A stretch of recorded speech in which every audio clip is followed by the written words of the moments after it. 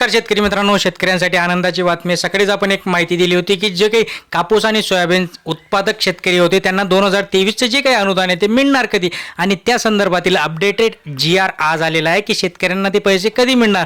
त्यामुळे अशाच महत्त्वपूर्ण माहितीसाठी अजून आपल्या चॅनलला सबस्क्राईब केलं नसेल सबस्क्राईब करून ठेवा. जास्तीत जास्त लाईक करा, लाईक करायला पैसे पडत नाही.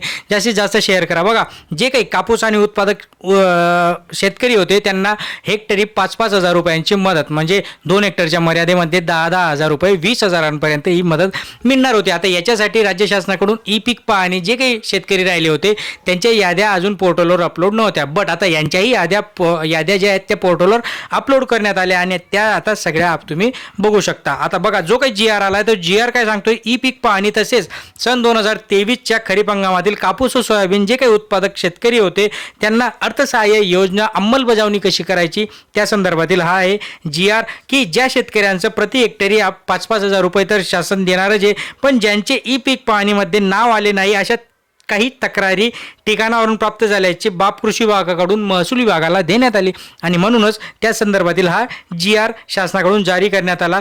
कापूस व सोयाबीन पीक उत्पादक शेतकरी मदतीपासून वंचित राहू नयेत म्हणूनच खालीलप्रमाणे कार्यवाही करण्यात येईल. आता कार्यवाही होईल आणि मग त्याच्यानंतर शेतकऱ्यांच्या अकाउंटमध्ये पैसे हे डिपॉझिट होतील. आता खरीप हंगाम 2023 मध्ये 7-12 उतार्यावर नोंद असून ई पीक पाहणी पोर्टलवर नाव नोंदणी झालेले नाही अशा खातेदारांसाठी जे काही गावनिहाय ई पीक पाहणी यादी करून संबंधित तलाठी यांनी गाव नमुना नंबर 12, बघा गाव नमुना नंबर 12 वरून या ई पीक पाहणी यादीत नसलेल्या परंतु त्यांचे 7-12 वर कापूस सोयाबीन पिकाची नोंद आहे अशा शेतकऱ्यांची यादी खालील नमुन्यामध्ये, म्हणजे तलाठी येईल आणि ती तुमचा जो काही डाटा असेल तो डाटा वर तहसील ऑफिसला पाठवेल. तहसील ऑफिसकडून तो राज्य शासनाकडून जाईल.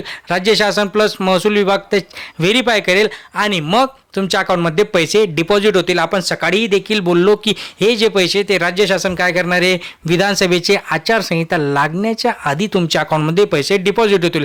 म्हणजे बघा, जो काही दिवाळीचा कालावधी, आता नोव्हेंबरमध्ये विधानसभा आहे, त्याच्या आधी ऑक्टोबरच्या एंडिंगपासून मे बी ते आचारसंहिता लागू शकते आणि म्हणून दिवाळीच्या आधी म्हणजे 2 मुहूर्त साधून, एक तर दिवाळीचा मुहूर्त पण सांगतील आणि दुसरं म्हणजे आचारसंहिता लागण्याच्या आधी, म्हणजे लोकांना विसरत नाहीत. शासनाने मदत केलेली लोक विसरणार नाहीत आणि त्यांना मतदान करतील असाच त्यांचा एक उद्देश असू शकतो, मोठो असू शकतो. म्हणूनच ह्या सगळ्या गोष्टी आता उशिराने होत आहेत. मित्रांनो, अशाच महत्त्वपूर्ण माहितीसाठी अजून चॅनलला सबस्क्राईब केलं नसेल सबस्क्राईब करून ठेवा. जास्तीत जास्त लाईक करा, शेअर करा.